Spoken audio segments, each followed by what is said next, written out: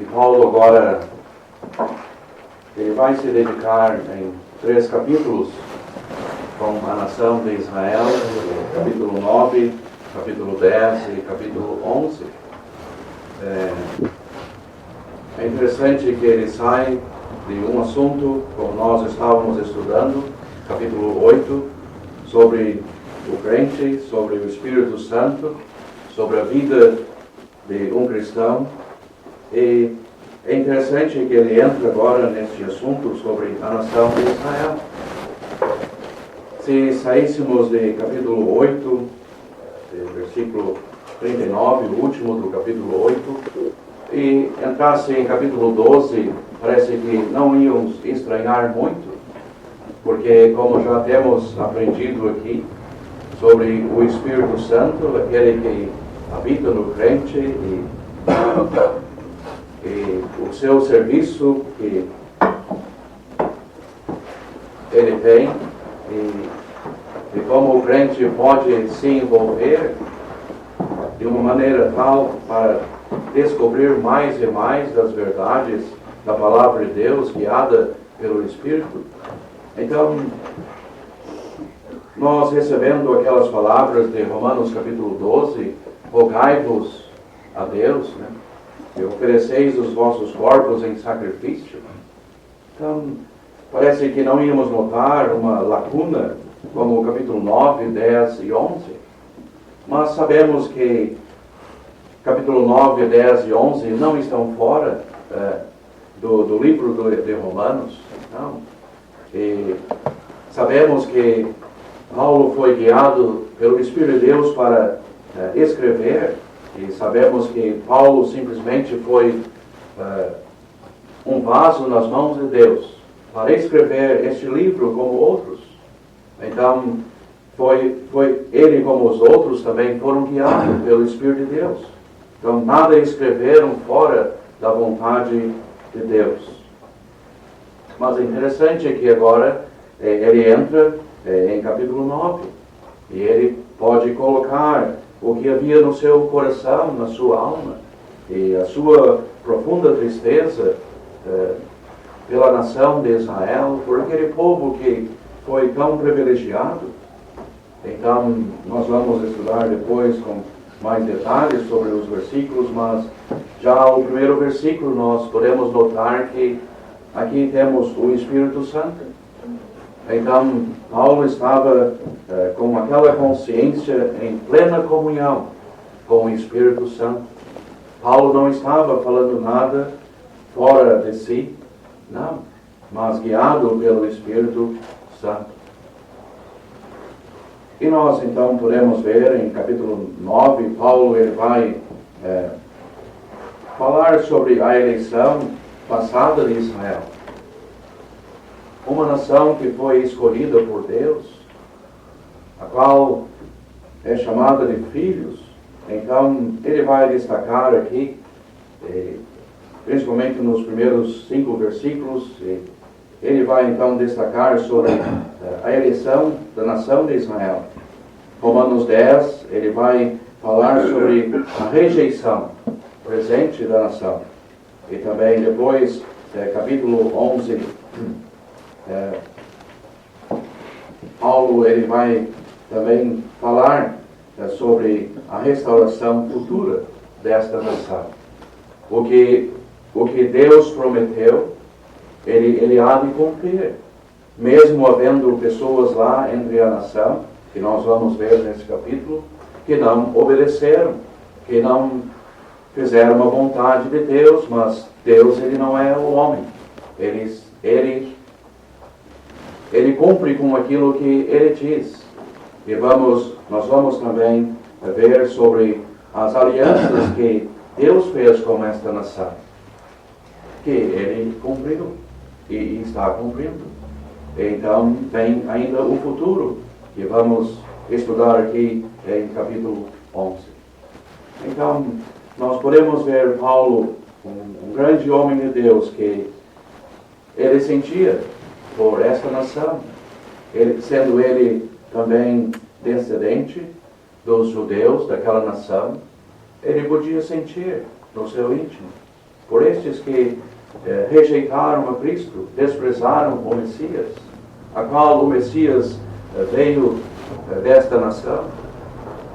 Com a genealogia, então chegou até o Messias, o Salvador, o Senhor Jesus Cristo. Então, Paulo ele podia dizer: tenho grande tristeza contínua e contínua dor no meu coração.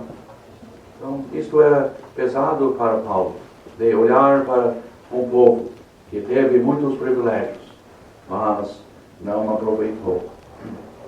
E sabemos que nós vamos ver aqui as promessas que Deus já tinha feito para Abraão muitos anos antes.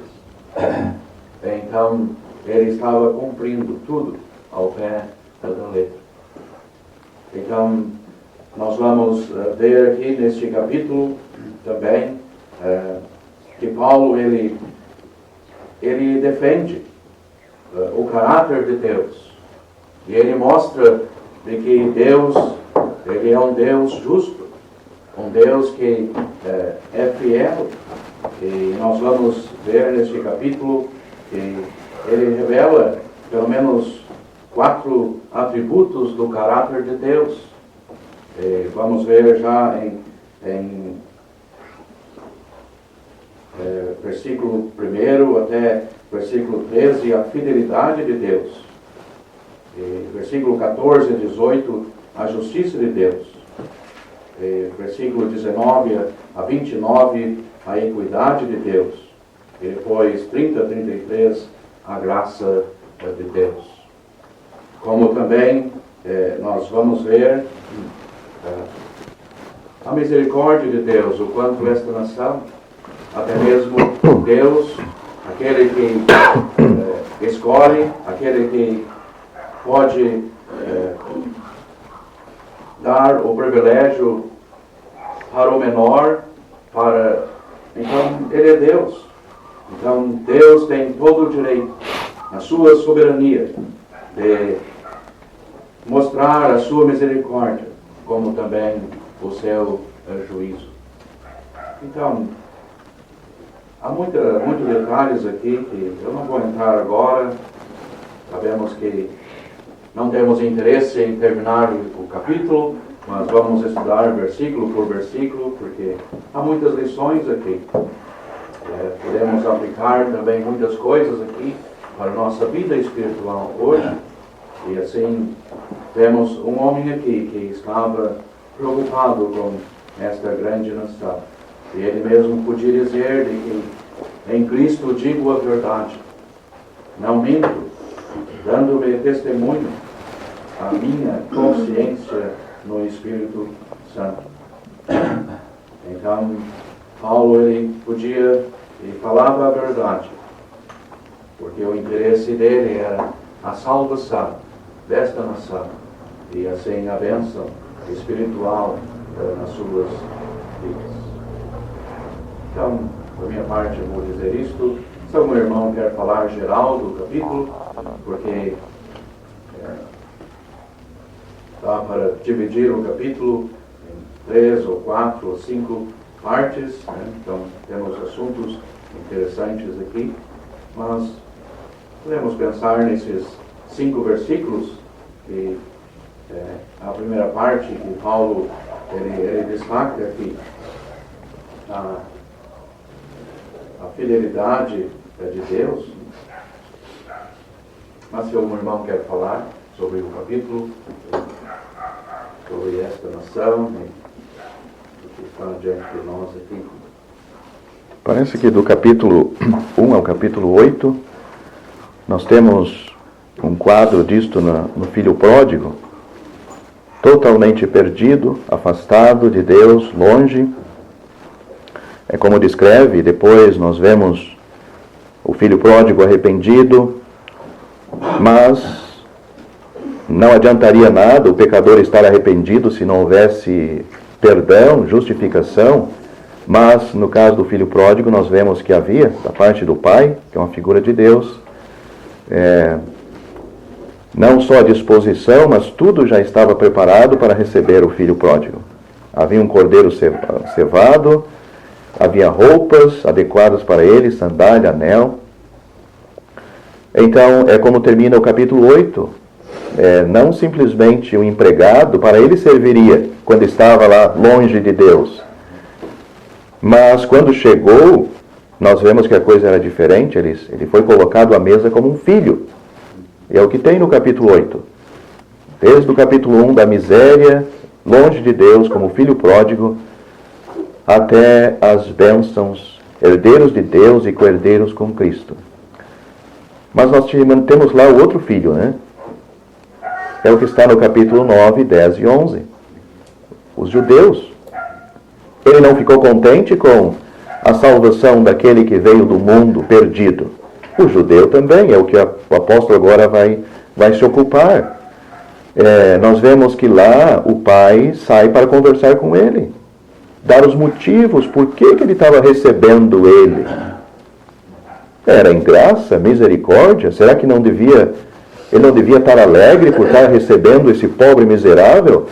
É o que o apóstolo vai apresentar, como lá o homem, o pai, aquele, uma figura de Deus, explicando para o filho, né? Ele estava cheio de vanglória, sempre permaneci contigo, sempre guardei os mandamentos.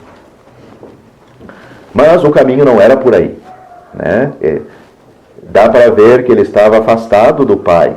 Ele não participava das coisas do Pai. Ele não tinha comunhão com o Pai, nem se alegrava com as coisas do Pai. Senão ele ia compreender a aceitação do outro, do pródigo, né? É a mesma coisa o judeu, ele não entendeu. Então Paulo vai gastar, se podemos dizer assim, vai ocupar, Deus vai ocupar esses capítulos para mostrar. Então aquilo é uma boa ilustração para vermos isto, né? Sem dúvida. E a intenção, e como vai ser ainda, um remanescente de Israel vai ser salvo. Israel não foi deixado de lado, por um pouco de tempo, pelo endurecimento deles mesmos, né? Paulo vai explicar um pouco aqui, nos outros capítulos. Não foi Deus que os rejeitou a princípio, mas segundo o endurecimento do seu coração, como foi no caso de Faraó, então Deus endureceu aquilo que já estava endurecido, né? Foi uma nação que podia desfrutar de bênçãos que o Senhor tinha prometido. Mas, como tem sido dito, eles não aproveitaram. Pensando num filho que não quis entrar. Sim. Diz que o pai nunca deu um cabrito para se alegrar com os amigos dele. Ele era mundano. Né? E se queixando, né? Se queixando. Tão abençoado é o que nós vamos ver aqui Paulo vai descrever tantas bênçãos, tantos privilégios, mas não fez deles algo, não se aproximaram mais de Deus. Porque quando Cristo veio, crucificaram o que Deus deu de melhor para eles. Então, privilégios nas coisas de Deus não é sinônimo de espiritualidade, né? Existe uma dedicação da própria pessoa, do coração dela. Como já foi dito, pensando nesse versículo 1, 2, o grande apóstolo Paulo, que pertencia a essa nação de Israel, ele era severamente religioso, guardador da lei. Tão religioso ele era que se tornou um perseguidor daqueles primeiros cristãos, daqueles primeiros pecadores que se converteram a Cristo, receberam Cristo pela fé e foram salvos. Ele se tornou um perseguidor da igreja de Cristo. Mas agora, depois que ele foi salvo, ele compreendeu isso, né? É como ele disse no capítulo 10, porque lhes dou testemunho de que tem zelo de Deus, mas não com entendimento. Essa nação, e Paulo, antes era Saulo, né? Também tinha o zelo de Deus, mas não com entendimento. Eles não compreendiam o verdadeiro caminho. E agora aqui, ele diz que tenho grande tristeza e continua dor no meu coração. Ele sentia por esses judeus, ele sentia dor e tristeza, por vezes eles religiosos, sim, descendente de Abraão, sim, mas tão cegos na vida espiritual. E Cristo comparou eles até como um sepulcro caiado, por fora, exterior religioso, branquinho até, mas por dentro é como um sepulcro caiado. Nunca houve um sincero arrependimento, e assim há ainda hoje. Religião não falta, conhecimento da Bíblia, quem sabe, também não falta, mas falta o novo nascimento, a salvação verdadeira. E no capítulo 10, onde vamos estudar depois, do 9, temos Paulo orando pela salvação deles. Irmãos, o bom desejo do meu coração e a oração a Deus por Israel e para a sua salvação. Mas Israel não é os guardadores da lei, guardadores do sábado, guardadores dos 10 mandamentos? Sim. Pois é, mas não eram salvos. Ainda mais, rejeitaram Cristo. Rejeitaram Cristo. Então, isso é interessante, como esse homem de Deus sentia por eles. E nós também, aqui tem ensino para nós. Será que não é para nós sentir também pelos nossos vizinhos e amigos e parentes e filhos, e coitados nas trevas, no engano religioso, às vezes? Mas se pergunta pela alma e a salvação, se tem, um choque. Para se explicar, dá um sermão de 1 hora e não sai nada. Quando que a salvação se explica em, quem sabe, se quiser explicar num minuto, explica dentro de 1 minuto. Salvação verdadeira, como é que foi? Então Paulo, ele inicia: em Cristo digo a verdade, não minto, dando-me testemunho a minha consciência no Espírito Santo. Tenho grande tristeza e contínua dor no meu coração. Então, Paulo, ele, como eu já tenho dito, Paulo tendo aquela comunhão com o Espírito Santo, comunhão com Paulo. Então, sua consciência estava iluminada e controlada pelo Espírito Santo. Podia dizer essas palavras e poder mostrar o seu sentimento, a sua tristeza por esta nação. Tenho grande tristeza, dor no meu coração. Joel, só mais um pouco. Esta nação, que receberam a lei de Deus, os concertos de Deus, as promessas de Deus, diz, eu estou no capítulo 10,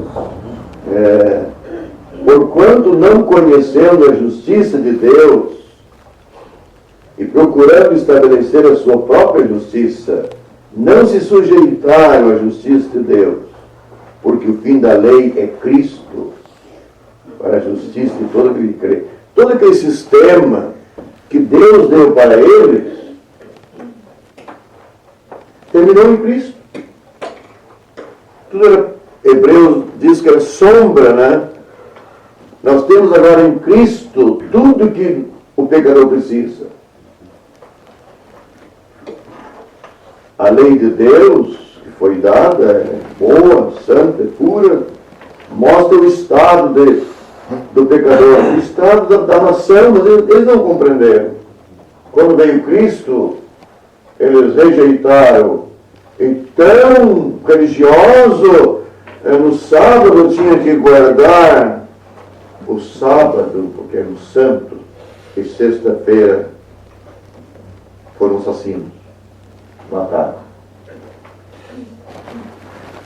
Não sei se terminou. Sim. Então, o sentimento natural é a gente, não vou dizer a gente, mas o sentimento natural é ter esperança na salvação daqueles que são mais favoráveis, mais amigos, mais simpático, que combina mais com o nosso jeito. Mas esse não é o ensinamento bíblico e não devia ser o espírito do crente. Porque o Espírito Santo não está escolhendo, ele não está escolhendo por caráter, nem se é bonito ou feio, se é grande ou baixo. Não é isto.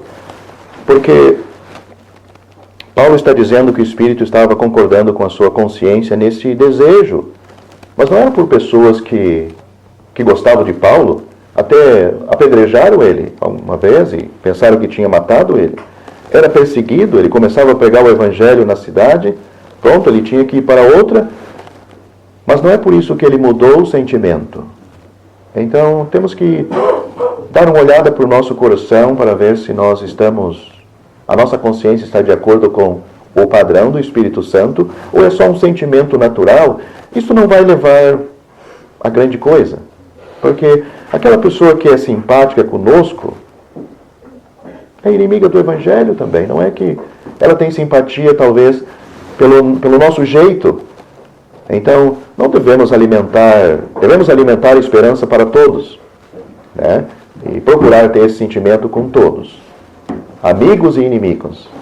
Esse é o ensinamento bíblico. Se realmente levarmos a pensar assim e tomar esta decisão, e como Paulo aqui, na pregação domingo de noite, ou mesmo outro dia, nós não vendo ouvinte, isto vai nos preocupar?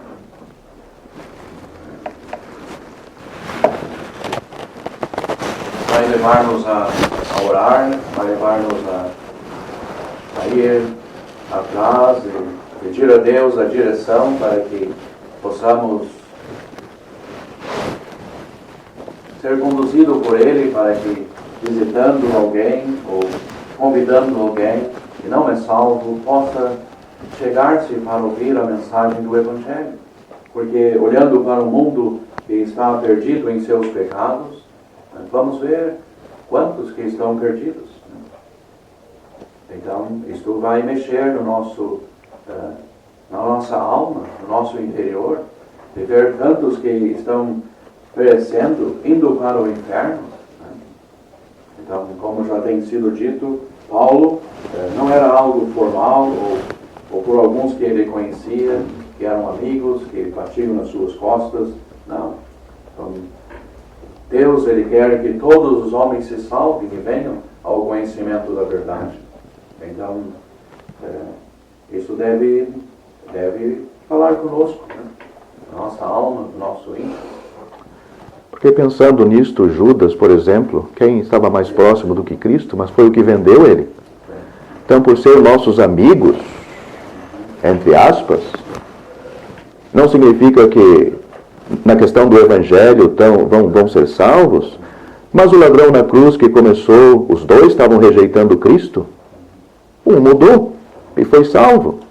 Um ladrão, malfeitor, assassino, a justiça condenou à morte, mas Cristo salvou ele. Este é um ponto. Às vezes não é que seja, às vezes não conseguimos nos aproximar, é uma pessoa difícil, mas vamos orar, como você está também procurando destacar. Então, Deus vê que nós temos o desejo no coração de evangelizar aquela pessoa. Deus pode criar uma situação, se nós realmente temos interesse nas almas. e naquela alma em particular, de criar uma situação que o Evangelho vai chegar.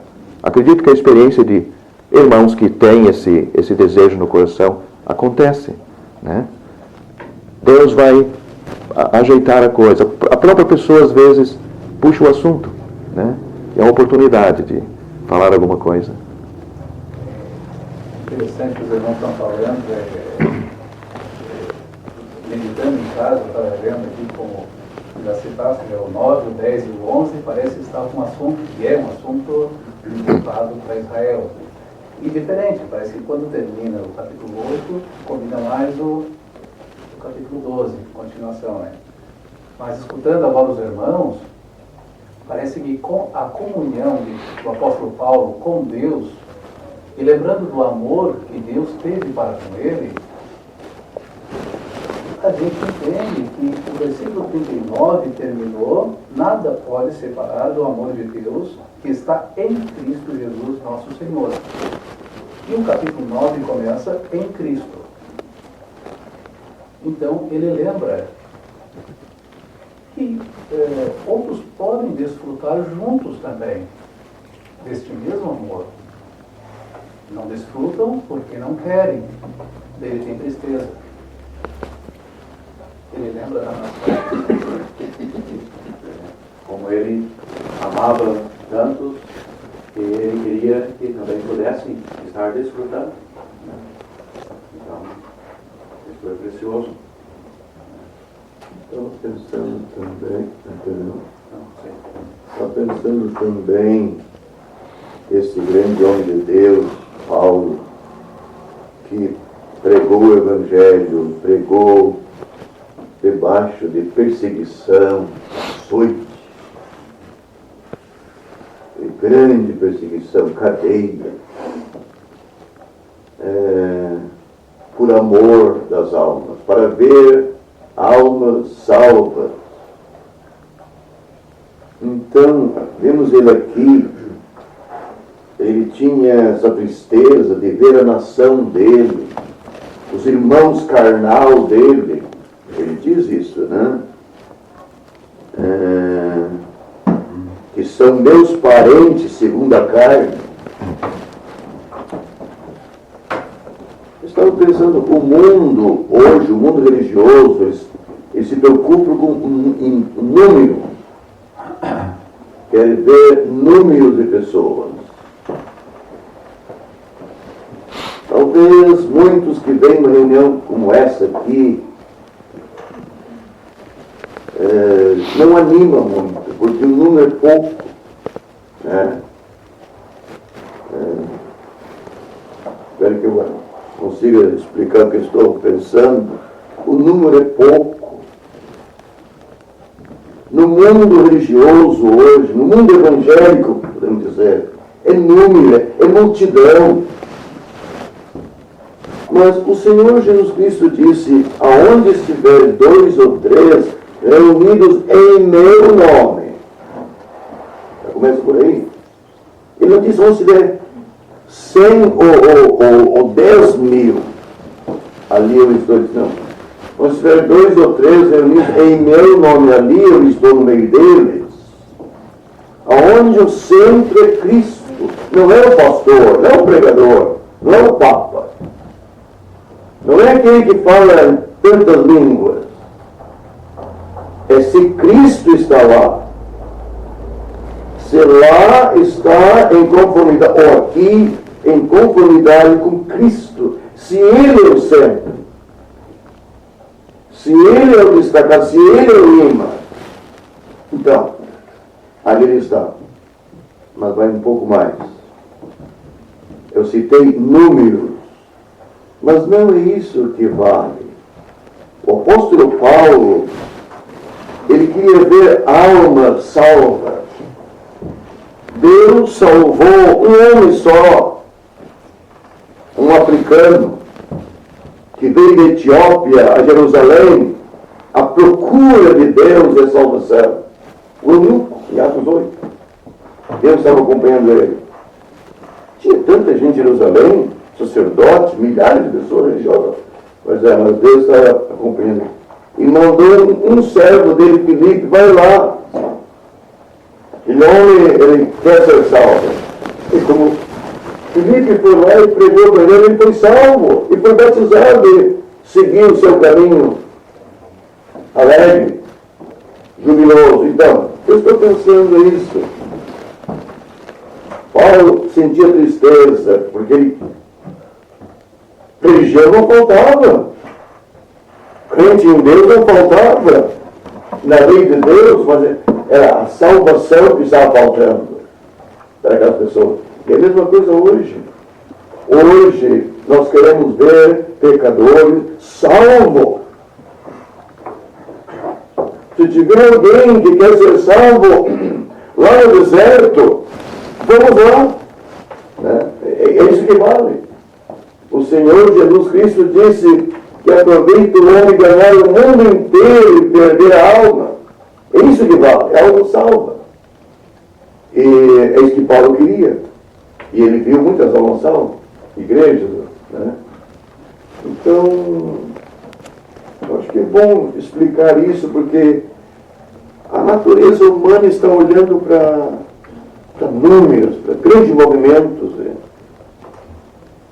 Mas pecadores são conhecendo a Cristo como seu Salvador.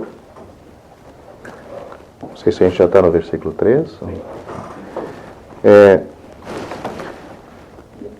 Aqui, aplicando para nós, a gente pode ver até que ponto nós estamos interessados em nos sacrificar para ver pessoas salvas, né? Paulo, se fosse possível, ele estava disposto até ser maldito, perder, ficar sem a salvação para ver outros salvos. Isto é muito, muito elevado. A gente vê isso também em Moisés, pediu para que o nome dele fosse riscado do livro, para que não condenasse aquela nação que Deus estava a ponto de destruir por causa dos seus pecados, na situação do bezerro, né? Então ele está dizendo, poderia ser separado de Cristo, por amor de meus irmãos, para ver eles salvos. Então, o estudo aqui é para aplicar a nossa vida.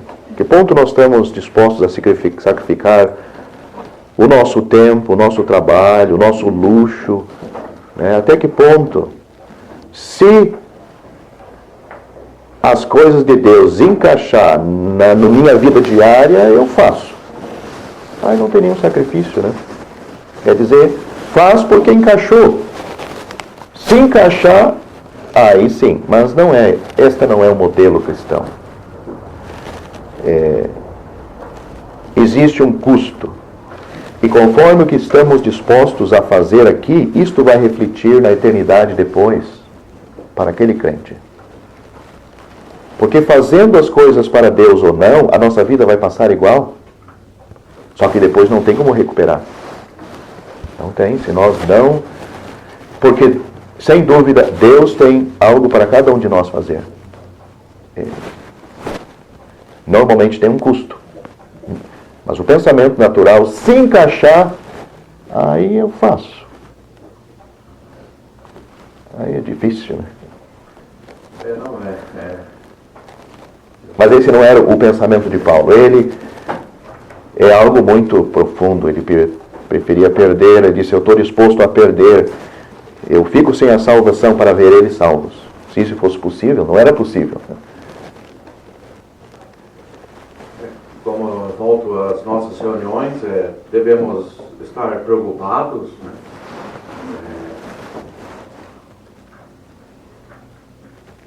Não chegar de uma forma como só para que a reunião seja realizada, né? Tem ou não tem ouvinte, para mim não faz diferença, né? Isto não estamos dizendo com a boca, mas parece que dá para notar. Voltamos para casa tranquilos, né? Sem nenhuma preocupação, né? Então, e sabemos que é Deus que encaminha tudo isto. Mas como tem sido dito, tem a nossa parte. E tem, nós tendo interesse em uma pessoa, em um bairro, uma vila, em um lugar, Deus vai encaminhar. Sim? Podemos perguntar, mas aonde eu posso... Em que lugar que eu me coloco para poder ajudar nesse sentido, para que possamos ver outros salvos? Em que posição eu me coloco? Né? Então, e como já foi dito, para todos Deus tem um trabalho. Sim, para todos. Então, como temos olhando para o apóstolo aqui, se fosse possível, nós sabemos que não é possível de perder a salvação. Salvo uma vez, salvo para sempre. Então, Paulo aqui está dizendo, olha, se fosse, olha, me perder pela salvação deste povo, me perderia. Mas isto estava mostrando a sinceridade do seu coração, e como ele, como uma alma salva para ele era de grande valor. Que isto mexeu bastante em ver a nação naquele estado que se encontrava, que ele estava disposto. Olha, eu estou disposto a me perder, se fosse possível, me perder para salvar essa nação. Então, eu digo mais uma vez, repito, vamos perguntar onde eu posso ajudar, onde eu posso me dedicar para ver outros salvos.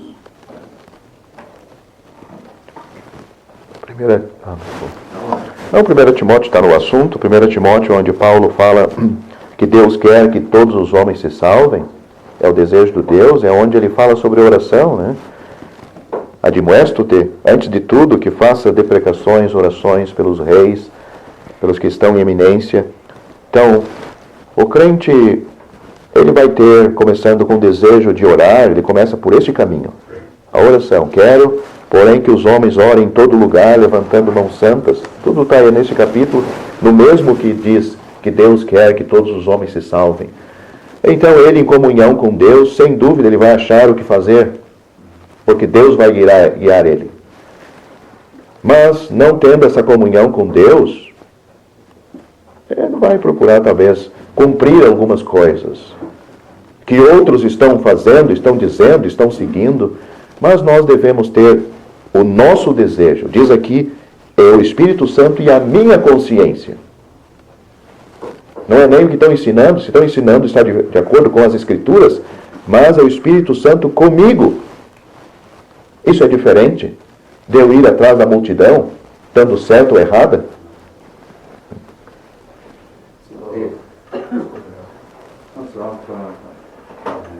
Pode haver a ideia e o pensamento que isto não é de Deus. É que eu não tenho tempo livre para isto. Né? Não, querendo fazer, Deus vai encaminhar tudo. Então, como conhecemos, irmãos, mesmo trabalhando na empresa, mas o seu interesse era em ver almas salvas, o interesse dele é que pessoas ouvissem o Evangelho, ele se salvando ou não, mas ele ficava livre do sangue dessas pessoas, morrendo sem a salvação, perdido para sempre, mas ele ouviu. Através de um folheto, de um convite, ou de uma noite, veio numa reunião, ouviu a mensagem do Evangelho. Então, eu digo isso porque o diabo ele pode se servir desses pensamentos. Mas conheço o irmão que orava, até mesmo para que Deus pudesse ajudar ele, para que no horário pudesse ajudar ele, para que não ultrapassasse o horário do seu trabalho. Para que depois do horário do seu trabalho, ele pudesse evangelizar pessoas. Sim? Depois de sair do trabalho, conheço o irmão que ia para a rodoviária distribuir folhetos até a tal hora da noite. Depois ia para casa. Então, e outros. E tem vários exemplos. Então, nós querendo evangelizar e ver almas salvas como o apóstolo que queria. Como já foi dito, o primeiro passo. vamos chegar na presença de Deus. Vamos orar. Eu tenho interesse em ver almas salvas. Eu tenho interesse que a igreja onde faço parte, o número venha a se aumentar em almas verdadeiramente salvas pela graça de Deus. Já pensei outra coisa. Vamos aproveitar. Como há tanto trabalho para Deus, a gente acorda tão cedo para ir no trabalho normal e sai tão tarde, né? Então, claro, mesmo no trabalho, pensando na obra de Deus, mas tem outros tempos também. Eu estava pensando no que o Josué lembrou, 1 Timóteo, o crente ele não está sozinho. O versículo 1 do capítulo 9 tem duas pessoas divinas junto. Cristo e o Espírito Santo, lá lembrado Deus, então está junto com o crente.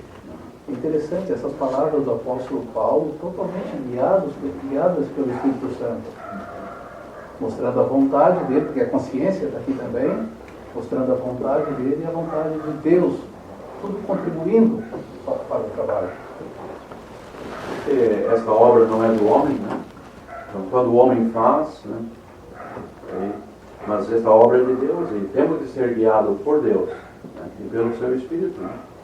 José lembrou da conversão do apóstolo Paulo, em seguidinha o homem estava orando. E depois nós vemos, e logo nas sinagogas pregava Jesus, que este era o Filho de Deus. Então, ele podia dizer, porque eu mesmo poderia desejar ser separado de Cristo por amor de meus irmãos, que são meus parentes, segundo a carne, que são israelitas, dos quais é a adoção de filhos, e a glória, e os concertos, e a lei, e o culto, e as promessas, dos quais são os pais, e dos quais é Cristo, segundo a carne, o qual é sobre todos, Deus bendito eternamente. Amém.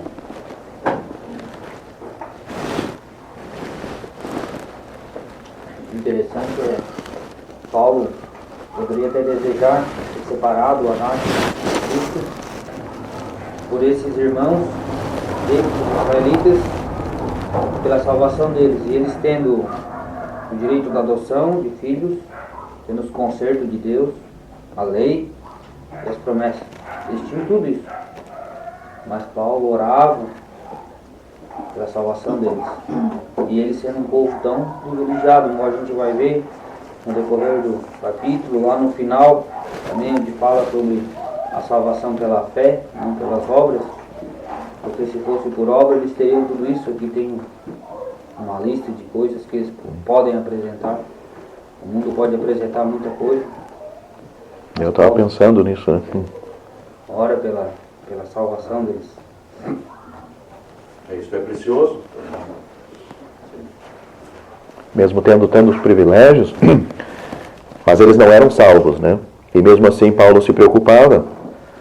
A mesma coisa com os nossos filhos, né? São tão privilegiados, a gente não deve pensar, com esses privilégios eles estão numa melhor posição do que os outros, que eles vão ser salvos. Não quer dizer nada.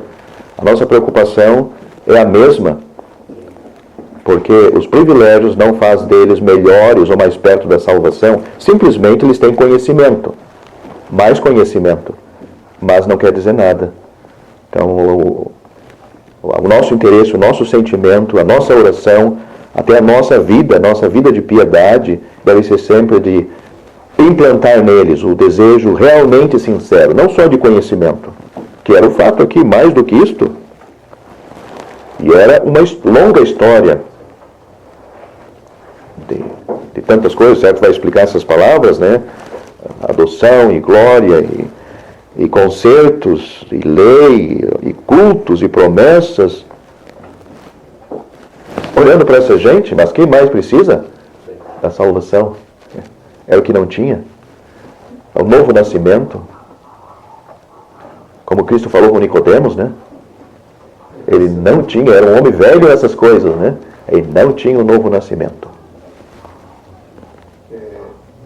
pensando nos israelitas, Natanael falou para Filipe, pode vir alguma coisa boa de Nazaré?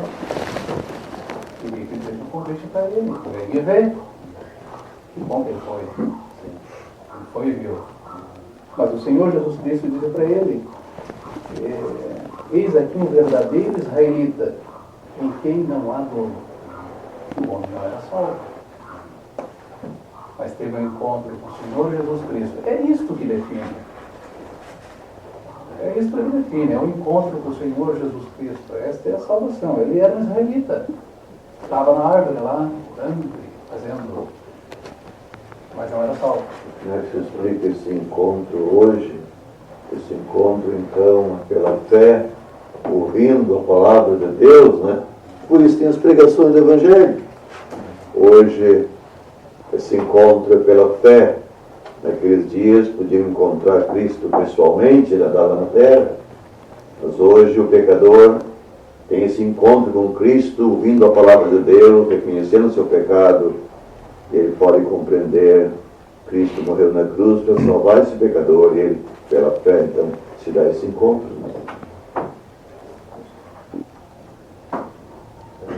Estou lembrando daqueles que diziam para o Senhor Jesus, nós somos filhos de Abraão. Ele disse, olha, se fossem filhos de Abraão, viviam, andavam como Abraão. Então só uma capa religiosa ou frequentar alguma coisa, isso não diz nada. Então, se a pessoa, o que ela precisa é a salvação, é ter essa certeza, porque a salvação é uma experiência, né? Uma experiência com Cristo, uma experiência do pecador para com Deus, que compreendeu a sua grande necessidade, e que estava indo para o inferno, no caminho perdido, mas Cristo foi apresentado como o único e suficiente Salvador. Cristo foi apresentado como aquele que podia e pode salvar, livrar ele do inferno da condenação. E este pecador, ele faz como aquele carcereiro, perguntou para Paulo e Silas, em Atos 16, o que é necessário que eu faça para me salvar? Crê no Senhor Jesus Cristo e será salvo. Então, esse indivíduo, ele crê, ele recebe a Cristo como Salvador da sua alma pela fé. E a Bíblia diz que é salvo para sempre. E é isso que Paulo queria com este povo aqui. Mas só para aproveitar ainda, só para aplicarmos para nós, e também nós encontramos os versículos, o quanto este amor, por amor de meus irmãos. Tanto Paulo tinha este amor profundo pelas almas destes, ele também manifestou isto para com os crentes. Filipenses, ele mesmo podia, a qual ele dizia, tinha desejo de partir para estar com Cristo. Mas também ele queria ficar para a bênção dos crentes, para a bênção da igreja de Deus. Então, nós podemos ver lá o grande amor, Filipenses capítulo 1, versículo 22, 23, 24, 25, nós vamos ver. E por amor a Cristo, eu estou disposto a ficar ainda sofrendo para ver a bênção do povo de Deus. Também nós lemos lá em João capítulo 15, de aquele verdadeiro amor que dá a sua vida pelo irmão, dá a vida pelo povo de Deus. Então, e aqui vemos um homem que podia dizer, Paulo, o mesmo homem, por amor de meus irmãos. São meus parentes, segundo a carne. Fez eu lembrar um pouquinho de Ananias, quando teve o encontro com o apóstolo Paulo, chamou ele de irmão. Irmão. Então aqui o apóstolo Paulo está falando de irmão na carne, né? Irmãos. Então o crente pode chamar o outro também de irmão, aquele mesmo que reconheceu o seu pecado e aceitou o Senhor Jesus Cristo como Salvador. Então, ele é irmão e vai ser sempre irmão. Então, não pode ser irmão hoje e amanhã deixar de ser irmão. Então, ele tem o mesmo pai. Né? Tem irmãos em Cristo, há um laço que Deus mesmo fez isso. Ali era irmãos de mesma nação, né? Nós temos salvo, aí sim, irmãos verdadeiros, né? Irmãos em Cristo. Esse trabalho em carne, todos os... No versículo 4 nós podemos ver que ele diz que são israelitas. Israelitas. Olha quem tinha um nome assim, era honroso entre as demais nações. Eu sou israelita, sou um judeu, faço parte de uma nação que Deus separou. Então, são israelitas, dos quais é a adoção de filhos. Então, a adoção fala-nos daquela posição de filhos, né? Que nós vemos lá em Êxodo, que o Senhor falando, né? Então, como lemos também em Oséias, capítulo 11, versículo 1, né? Então, dos quais é adoção de filhos. E podemos ver aqui a glória, e a glória. Que glória era esta? A glória de Deus. A glória daquele que se manifestava a eles, e a qual eles puderam ter experiências.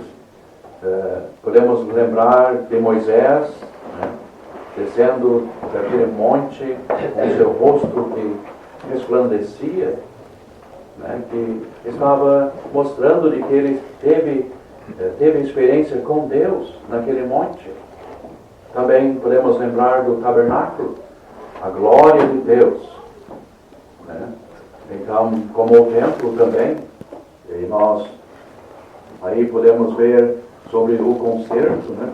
Aquelas alianças que foram feitas desde Noé, a aliança que foi feita com Noé, Abraão, e também lá com Moisés recebendo a lei, lá naquele monte. Também temos a aliança do sacerdote, quando a experiência daquele homem, Finéias, em Números capítulo 25, que recebeu uma aliança de que toda a sua casa, perpetuamente, seriam sacerdotes de Deus. E também temos a aliança do reino eterno, que foi através do filho de Davi, Salomão. Então, nós podemos ver aqui, lá em 2 Samuel, capítulo 7, também temos a nova aliança, que vamos encontrar já no Velho Testamento, falando da nova aliança. E também, como lá em Jeremias 31, Ezequiel, e depois lemos em Hebreus, capítulo 8, da nova aliança, falando-nos de Cristo, aquele que veio para resgatar um povo perdido em seus pecados e assim cumprir neles algo que hoje nós podemos desfrutar desta comunhão com Ele. Então temos ali a lei, toda aquela lei, aquelas leis que tinham recebido, o culto, né? O trabalho que houve daquele povo no tabernáculo, no templo, e assim por diante.